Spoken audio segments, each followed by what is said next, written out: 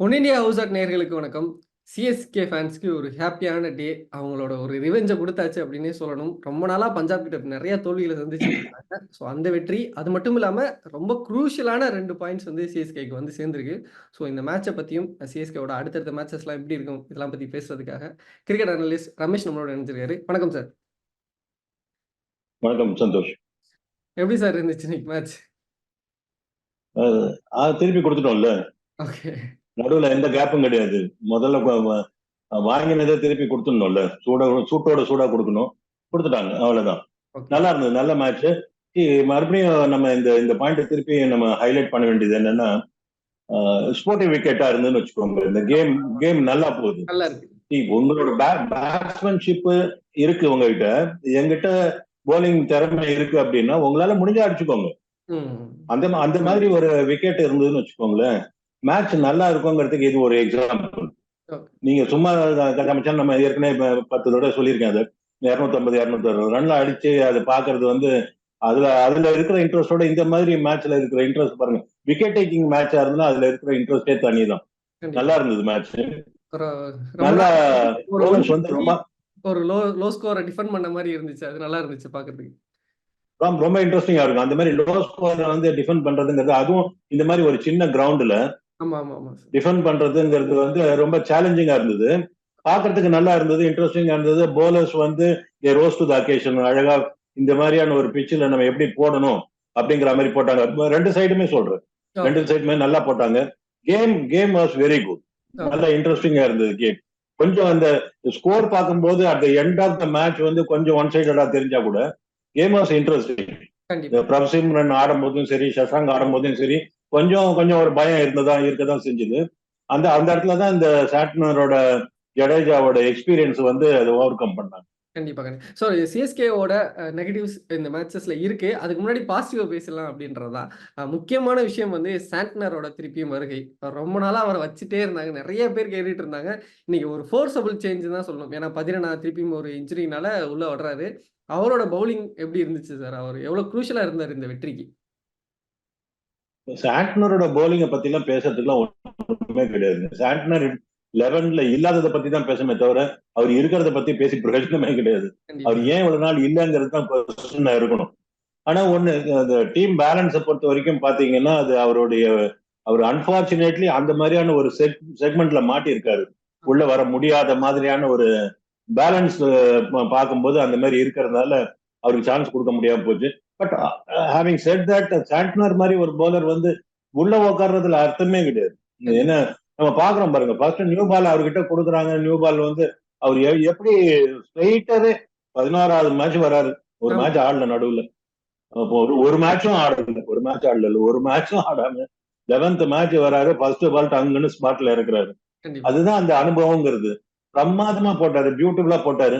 இன்னும் கொஞ்சம் usual Santner வந்து இன்னும் கொஞ்சம் பால ஏர்ல நிக்க வைப்பாரு. அது இன்னைக்கு அந்த அந்த வித்தை ஜாஸ்தி பண்ணல அவர். கொஞ்சம் ஜடேஜா மாதிரியே கொஞ்சம் ஷார்ப்பா தான் இறக்கினாரு. இன்ஃபேக்ட் 101 104 105 எல்லாம் போட்டாரு ஸ்பீடு. அந்த மாதிரி எல்லாம் போட்டாரு. சர்க்குன்னு ஏத்தினாரு. பட் அது அவர் ஜடேஜா போலிங்கும், ஜடேஜாவே 96+ போடுறாரு, இவர் ஒரு 100+ போடுறாரு. கிட்டத்தட்ட ஒரே மாதிரியான போலிங் டைப்பா இருந்தா கூட நீங்க பார்க்கும்போது பாத்தீங்கன்னா, சாண்ட்னர் வந்து பால்ல கொஞ்சம் ஏற நிக்க வைக்கிற மாதிரியும், ஜடேஜா கொஞ்சம் ஷார்ப்பா அடிச்சு போடுற மாதிரியும் தோணுது நம்மளுக்கு பார்க்கும்போது. பிரமாதமா போட்டாங்க ரெண்டு பேருமே நல்லா போட்டாங்க. Santner outstanding. இன்னொரு விஷயம், இன்னொருத்தர் முக்கியமா பேசணும்னா தேஷ்பாண்டே. இந்த சீசனுக்கு வந்து அவர் வேற மாதிரியான கேம் நிறைய மேட்ச் கொடுத்துட்டு இருக்காரு. மும்பை மேட்ச்ல பார்த்தோம், அவளை கண்டெயின் பண்ணி போட்டிருந்தாரு. அதுக்கப்புறம் நிறைய வந்து நல்ல பவுல் போட்டுட்டு இருக்காரு. இன்னைக்குமே ஒரு இது இருந்துச்சு. ஸோ அவர் ஓப்பனிங் ஸ்பெல் அவர் ஒரு ப்ராமிசிங்கா இருக்காரு அப்படின்னு சொல்லலாமா? கண்டிப்பா. நான் ஆரம்பத்திலேயே சொன்னேன் சந்தோஷ், நாம இருக்கும்னு நினைக்கிறேன் உங்களுக்கு. முதல்ல ஒரு 2-3 மேட்ச் அவர் அப்படித்தான் இருப்பாரு. அப்புறம் பாருங்க அவரோட பெர்ஃபார்மன்ஸ் நல்லா தான் இருக்கும்னு. எந்த ஒரு பாஸ் போலருக்கும், எந்த ஒரு போலருக்கும் எந்த விதத்திலையும் குறை இல்லாத மாதிரி இவரோட போலிங் இருந்திருக்கு. யாரோட நீங்க வேணாலும் கம்பேர் பண்ணுங்க, அவரை விட இவர் வந்து எந்த விதத்திலையும் கம்மி இல்லை அப்படின்னு சொல்ற மாதிரி தான் இந்த சீசன் பூராவே பெர்ஃபார்ம் பண்ணிருக்காரு. ரொம்ப நாளா பண்ணிருக்காரு. அதுவும் சம்டைம்ஸ் வந்து சிங்கிள் ஹேண்டடா அவர் வந்து அந்த பாஸ் போலிங் டிபார்ட்மெண்ட்டை ஷோல்டர் பண்ற மாதிரி சுச்சுவேஷன்லாம் வந்தது.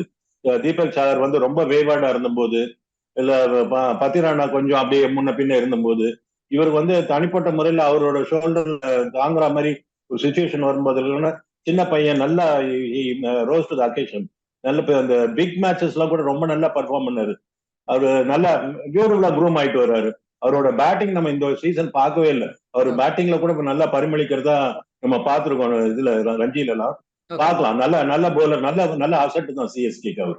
Okay sir. ஒரு நிறைய பாசிட்டிவ் இருக்கு. ஜெயிச்சுட்டாங்க. ஒரு டீம் எஃபர்ட்டா இருந்துச்சு. பட் ஆனா இன்னமும் சில ஏரியாஸ்லாம் அதே விஷயங்கள் தொடர்ந்துகிட்டே இருக்கு. சிவம் துபே, கெய்க்வாட் பேட்டிங்ல இவங்க 2 பேரை தான் ரொம்ப பெருசா நம்பியிருக்காங்க. அவங்க ஷைன் ஆகலைன்னா டீம் ஸ்கோர்ன்றது இந்த லெவலுக்கு தான் ஸ்ட்ரிங்க் ஆகுது. அதை பத்தி என்ன நினைக்கிறீங்க சார்? ஆமா, மிடில் வந்து கொஞ்சம் கேப் இருக்கு. ஆமா. சிஎஸ்கே பேட்டிங்கை பொறுத்த வரைக்கும் அப்கோர்ஸ் ரஹானே விட்டுருங்க ஓகே. டாப் எண்ட்ல. மிடில் நீங்க பாத்தீங்கன்னா கொஞ்சம் நீங்க துபை அடிக்கல அப்படின்னு சொன்னா மிஷல் வந்து கொஞ்சம் அவரு இன்னும் செட்டில் ஆகல. இன்னும் அவரு by the time he settles down the tournament முடிஞ்சிடும்னு நினைக்கிறேன். அவர் வந்து சரியா செட்டில் ஆகல. அவர் ஒரு மாதிரி செட்டில் ஆனதுக்கு அப்புறம் அடிக்க ஆரம்பிக்கும் போது அவுட் ஆயிடுறாரு. இன்ஃபேக்ட் அதுதான் அது ஒரு பெரிய ப்ராப்ளமா இருக்கு. இந்த வேர்ல்டு கப் டீம் செலக்ஷன் கூட இந்த ஐபிஎல்க்கு முடிஞ்சதுக்கு அப்புறம் வச்சிருக்கலாமோன்னு தோணுது துபேயோட பர்ஃபார்மன்ஸை பார்த்தா. நிறைய பேர் நினைச்சது வந்துடுச்சு இல்ல, வாங்கி பாக்கெட்ல போட்டாச்சு இல்ல போடா அப்படிங்கிற மாதிரி அவரோட பர்ஃபார்மன்ஸ் இருக்கு. Is not that kind of a play. But நீங்க இந்த மாதிரி இருந்ததுன்னா இந்த போலிங் வந்து சிஎஸ்கேவை காப்பாத்திட்டு வருது. எப்படி ஆர்சிபி மாதிரி ஒரு பவர்ஃபுல் பேட்டிங் லைன் அப்ப போலிங் எப்படி கைவிட்டுதோ அந்த மாதிரி இல்லாம இது ஒரு வீக் பேட்டிங் லைன் அப்ப போலிங் கை தூக்கி விட்டுட்டு இருக்கு. போலிங்னால இந்த வண்டி ஓடிட்டு இருக்கு. பட் பேட்டிங்கை பொறுத்த வரைக்கும் சரியான ஆட்கள் இல்லாதனால, கன்வாய் இல்லாதனால ரொம்ப ப்ராப்ளம் தெரியுது, நல்லா தெரியுது. ப்ராபப்ளி இன்னும் கொஞ்சம் ரச்சினை கொஞ்சம் கண்டினியூ பண்ணிருக்கலாமோ அப்படின்னு கூட தோணுது. ஏன்னா ரஹானே வந்து நம்ம எதிர்பார்த்த அளவுக்கு இந்த சீசன்லயே ஒண்ணுமே இல்லாம ஆயிட்டாரு அவரு. ஸோ இப்படி இருந்துன்னா எப்படின்னு தெரியல. அடுத்த வருஷம்லாம் அவர் எப்படி நிப்பாருன்னு தெரியல டீம்ல. எனிவே சிஎஸ்கேவோட மிடில் போர்ஷன்ங்கிறது அவரோட அவங்க பேட்டிங் லைன் அப்ல கொஞ்சம் வீக்கா தான் இருக்கு. இன்னொரு விஷயம் வந்து முன்னாடி எல்லாம் இந்த மாதிரி ஒரு சிச்சுவேஷன் வரும்போது தலை இறங்குவாரு, 1 டவுனோ 2 டவுனோ இறங்குவாரு. கொஞ்சம் அந்த கண்டிஷன் மாறும். இப்ப வந்து அந்த கான்பிடன்ஸும் நமக்கு இல்ல. நமக்கு என்ன சொல்றது, சிஎஸ்கேக்கு இல்ல. அது அது அவரும் வரத்துக்கு தயாரா இல்ல. அவருக்கு கிட்டத்தட்ட அவர் மாதிரி ஆடுறதுக்கும் ஆட்கள் இல்ல. அது கொஞ்சம் கேப் தான் இருக்கு. இன்னைக்குமே வந்து ஏன் இவ்வளவு லேட்டா வர்றாரு? கிட்டத்தட்ட ஷர்துல் தாக்கூருக்கு அப்புறம்லாம் வரணும். ஓகே ஏஜ் ஆயிடுச்சு, கால் வலி இருக்கு. பட் ஸ்டில் ஷர்துல் தாக்கூருக்கு பின்னாடி வர்ற அளவுக்கு இருக்கா? ஒரு இன்னும் முன்னாடி வந்திருந்திருக்கலாமே அப்படின்ற விமர்சனங்கள் நிறைய இடத்துல இருக்கு. அதை பத்தி என்ன நினைக்கிறீங்க? இருக்கு. அவ்வளவுதான் அவ்வளவுதான். அவர் he wants to face only 9-10 balls அவ்வளவுதான். அதுக்கு மேல வேண்டான்னு தான் இருக்காரு. அவர் வேற ஒண்ணும் இல்ல.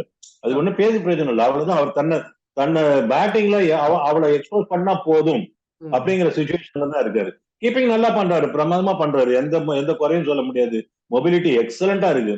அதனால அவர் கால் வலிங்கிறது ரன்னிங் பிட்வீன் தி விக்கெட்ஸ்க்கு வேணா கொஞ்சம் ஒரு டிராபேக் இருக்கா தவிர பிஹைண்ட் தி ஸ்டம்ப்ஸ் பியூட்டிஃபுல்லா பண்ணிட்டு இருக்காரு. அந்த ஜாப் அவர் நல்லா பண்றாரு. போர்மேன் மத்தவங்களாம் அடிக்கிட்டு அவர் நிறைய அடிச்சு கொடுத்து. இன்னொரு முக்கியமான விஷயம், இப்போ இந்த மேட்ச் போயிட்டு இருக்கப்ப வந்த நியூஸ் என்னன்னா, பத்திரனா இன்ஜுரி கிட்டத்தட்ட ஆல்மோஸ்ட் ரூல்ட் அவுட் ஆன மாதிரி தான். ஏன்னா ஊருக்கு போய் ஹாம்ஸ்ட்ரிங் பார்த்துட்டு வர்றோம்னு சொல்றாங்க. அது எவ்வளவு தூரம் திருப்பி வருவாரு அப்படின்ற நம்பிக்கைகள் தெரியல. அது எவ்வளவு பெரிய ஒரு ப்ளோவா இருக்கும் சிஎஸ்கேக்கு சார்? இதெல்லாம் வந்து தவிர்க்க முடியாத விஷயங்கள். இந்த மாதிரி ஒரு பெரிய லாங் டோர்னமெண்ட் வரும்போது, ஒரு 45-50 நாள் ஆடுற ஒரு டோர்னமெண்ட்னு வரும்போது இதெல்லாம் தவிர்க்க முடியாதுதான். இதெல்லாம் எதிர்பார்க்கறது, இதுக்கெல்லாம் நம்ம தயாரா தான் இருக்கணும். மேபி சிம்ரன்ஜித் நல்லா இன்னைக்கு போட்டாரு பாருங்க, பியூட்டிஃபுல்லா போட்டாரு. ஒரு சான்ஸ் கொடுத்தா பர்ஃபார்ம் பண்றதுக்கு ஆட்கள் இருக்காங்க. சான்ஸ் கொடுக்கணும், பார்க்கலாம். சரி, இந்த மாதிரி அக்கேஷன்ல சான்ஸ் கொடுத்தாதான் உண்டு.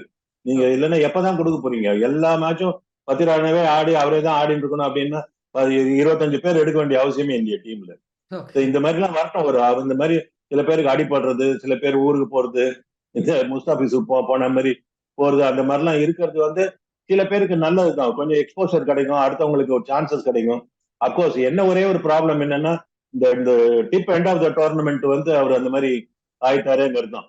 ஏன்னா நம்மளுக்கும் இப்போ வந்து 100% இந்த டாப் 4ல நம்ம வந்துட்டோம், சிஎஸ்கே வந்துட்டோங்கிறது அஷூர்டா இல்ல.